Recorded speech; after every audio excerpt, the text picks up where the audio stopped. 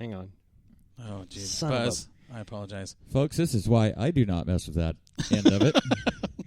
These guys have a hard enough time as it is. Hey, that is inappropriate. You cannot gesture at your computer. It doesn't and understand. It's called nonverbal communication. I'm showing it the hammer that I'm going to smash it with here in a minute. Okay, so she might be there. Nikki, you there? look at this. He has got things unplugged. He's plugging things in.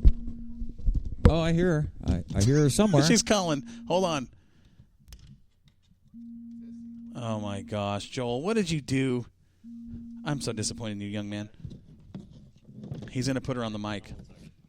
He's improvising here, folks.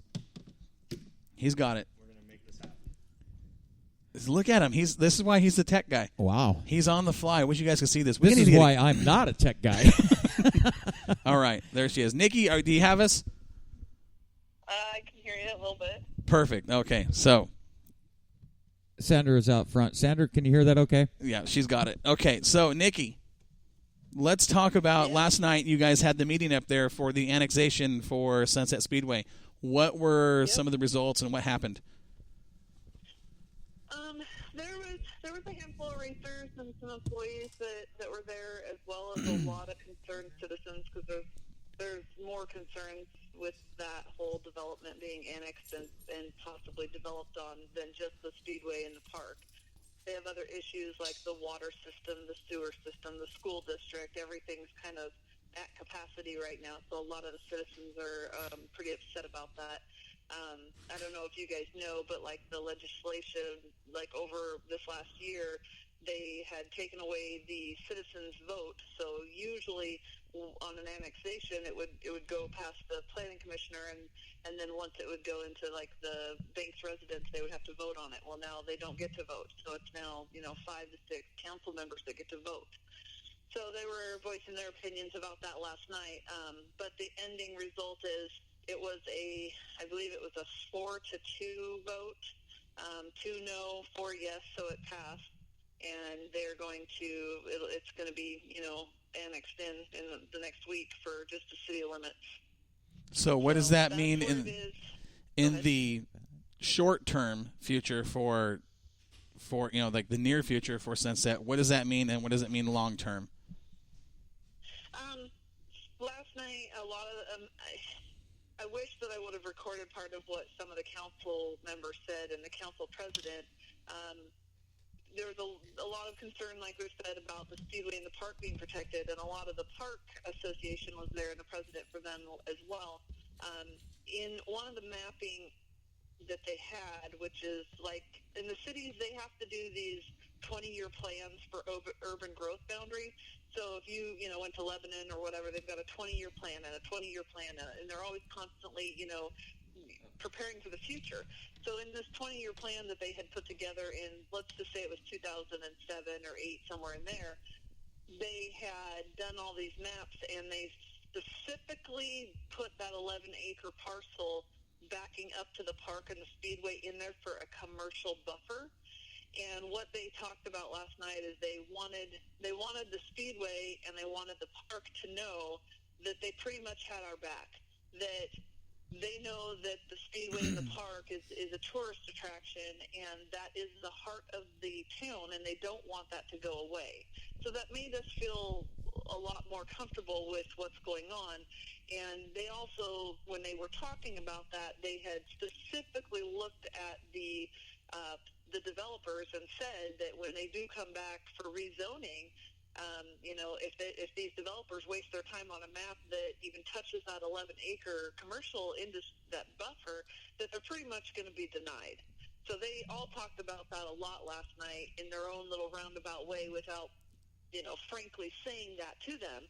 They just said that it was strategically mapped out the way that it was mapped out, and that 11 acres was the exact same acreage distance as the other development that went across the way behind Jim's Thriftway. So it's the same distance, except for the fact that we obviously won't have any commercial buildings in there right away. So they made that very clear, which again made the park and myself feel more comfortable that as long as they have our back and they support us and try to grandfather us in or have some type of bylaws that we're here to stay, then I think that it will be okay, and maybe with those new homes that come in, we're going to have more people. Maybe there'll be more racers, so we got to try to look at the positive in it, but also we're scared. Well, it sounds like it is pretty positive from what you're saying. I think it's positive, but you still don't know for sure. You don't know if you have 150 houses go in and all of a sudden 150 complaints to the city. Right. You hope that the city, and let's say the city changes hands and the council change hands.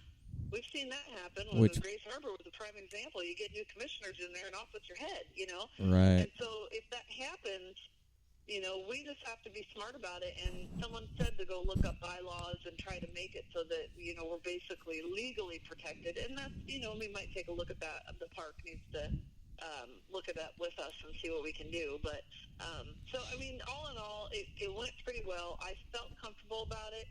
We just have to now wait for that zoning meeting. And we're all going to watch it like a hawk because at first I sincerely thought that those guys would come back, and they're going to come back in the next couple of months, and they're going to do this whole rezoning because it's zoned as future development 10, so they can't do anything other than just divide it into 10-acre parcels and sell it, which is not what they want to do. That's not how they're going to make their money. So when they do rezone it, we'll just watch it and see what they do. But I think after last night, and as many of the council members that specifically said that was strategically placed there, we'll just have to wait for that zoning. But they were pretty frank about that. So if that lawyer or whoever that developer was didn't pick up on that, then good luck, I guess. So I feel okay with it. It's just it's still nerve-wracking because they want to try to put a road behind turns 3 and 4. And that's a little bit, it's swampland out there. I'm sure you can reroute the swamp or whatever, but still right behind 3 and 4, I'm sure it's super tight. We're going to have clay out on the road. So, right. Oh, yeah, absolutely, especially when the mini sprints show up. Yeah. Well, all in all, though, this sounds like you said, they're backing the track, and a 4-2 vote. That's pretty strong. I'm glad to hear that. Yeah. But then again, like I said, it was when the council president made his final statement of the night, which was, that meeting was like almost 3 hours.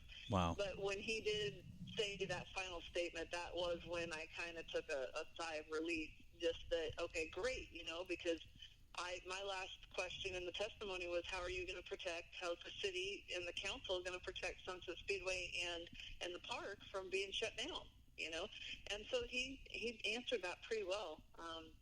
So I think we'll be okay. I think, in the next 3 or 4 months, we're going to see that rezoning come back. It'll be a public hearing. It'll be all over the place, and, we just got to watch for that.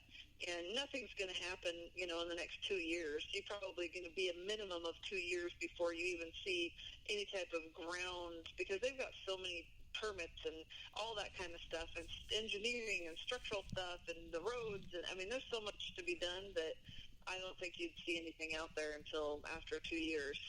Well, and you're probably looking farther out than that because they're going to have to do environmental impact studies and all the other fun stuff. If you've got swampland or wetlands back there, they're going to have to deal with wetland mitigation and that. In the swampland area, that would be in that industrial buffer. So, and that was brought up last night in the meeting too. One of the citizens said, "How are you guys going to put a road in down here? This is literally marshland." And so that developer was like, "Well, I haven't physically went down there." Well, if you do go down there, you might as well take a boat. Yeah. So that guy obviously is just, a suit.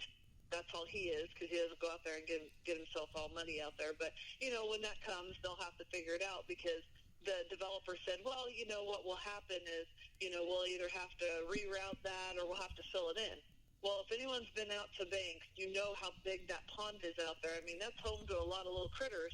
Nobody's going to fill that in.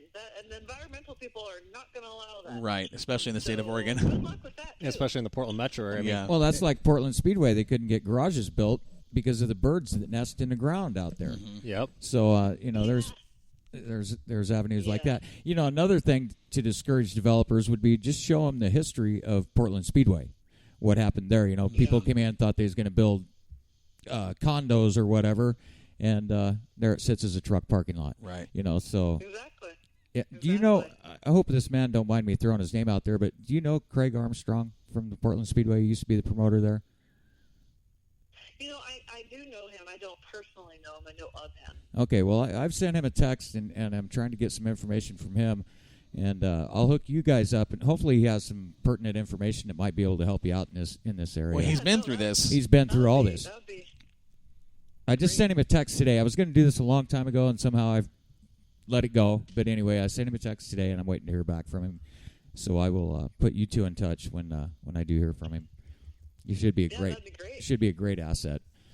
So all in all, it sounds like things are good. I'm glad to hear it. It'll be at least a couple more seasons before anything really happens that is going to have any kind of impact. It sounds like, right? Yeah. I mean, as long as these council members that are there are true by their word, I left that meeting feeling way better than I did, a month ago. So as long as they are, but you still, again, like I said, it could change hands, and that's when you're like, okay, this guy's supporting us. This guy says this is why we're doing this, and you get somebody else in there that's like, hey, I want to build houses. Let's do it. Yeah. So it just. Hopefully that's not how it goes. And I really, after last night, don't think that it will. I think that community, I think that they do really value the park. And I mean, that park, it's just not the Speedway, but it would be the park too, because if the Speedway's gone, then the park's going to be gone. And that's, Banks baseball and the soccer teams. And, it's got a lot of stuff that goes on there. Isn't there a shooting range there as well? No, that actually got shut down because of this landowner. That's a whole other story. Okay. There, but it got shut down. They do a little bit of like quick draw, like a short range type of thing. Okay. But that's all they do now. Well, I know the baseball fields there are real big in that community, and that right there will help solidify that whole piece of land in that city. And man, I'm glad to hear that though. That's a positive. Very positive. We've got the map up on the big screen. We're checking it out right now, and what Nikki's talking about, that little swamp area, is just back there, right on the back of the backstretch into turn 3, right, Nikki? Yeah. Well, I don't know. The whole place is a swamp right now. It's a ryegrass field. What do you expect? Yeah. This is the worst rain year ever. I'm not even joking. I was just talking to Jerry about it this morning. I'm like, I don't know what we're going to do. And it's just a monsoon right now. We're trying to drive in the spectator parking lot yesterday, driving to turn 4, and we got stuck in a 4-wheel drive truck, had to put it in 4-low, back out of there, and there's this nasty rush. Oh, wow. So, yeah, it won't stop raining. I mean, it's got to stop sometime. Well, we were talking about that. Nothing. Yeah, we were talking about that prior to you getting on the air. A lot of fans will say, well, the track's fine. Why can't we race? Well, it's not just the track. It's the whole facility. Like sinking trucks. Yeah. It's not worth it. Willamette might be a little bit better, but I talked to Jerry about that, and the track itself is probably good. You guys don't really have really good infield drainage. Yeah. Banks doesn't it? I had ducks in the infield yesterday. I should have taken a picture and posted it, but I just was so busy pressure washing. I'll be out there tomorrow. If I see him, I'll take a picture. But Willamette, he was talking that behind 1 and 2, that road, that pit road, the gravel has just been smushed down into the mud, so it's really, really soft and achy over there. And then the spectator parking. Yeah. The season opener with 5 people in the grandstands, and everybody's out there worrying about how to get their car stuck out. Right. So the Willamette, they've got the asphalt and the gravel pits. We don't. Ours is all mushy, soggy swampland right now. So I don't know what's going to happen this weekend, but I don't know if it's raining down there where you guys are, but it's been nonstop pouring today up here. I don't care what anybody says. That duck thing is funny. Yeah. Well, Nikki. I'll have to see if I can take a picture. Yeah, exactly. Out there having a good time. Worst case scenario, Nikki, you could always go talk to Jim over at Jim's Thriftway and pit in his parking lot. there you go. Yeah. Take the high school parking lot. And, There you go. We talked about it, but it needs to stop. No it kidding. does. Everybody's sick and tired of the rain. Anybody. Yeah, this is horrible. I was talking to Dennis. He's a concession manager out there at Sunset. He said that this is the worst rain year that he's had out there since 2009.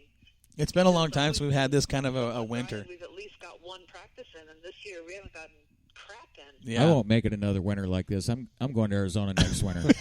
That's all there is to it. I'll be back when the sun comes out here. Like a great plan. Yeah, it's crazy. Well, Nikki, we sure appreciate you calling in and giving us the update on the meeting and what's going on with Sunset, and we're going to continue to do what we can to keep the fans updated, through you and your staff. And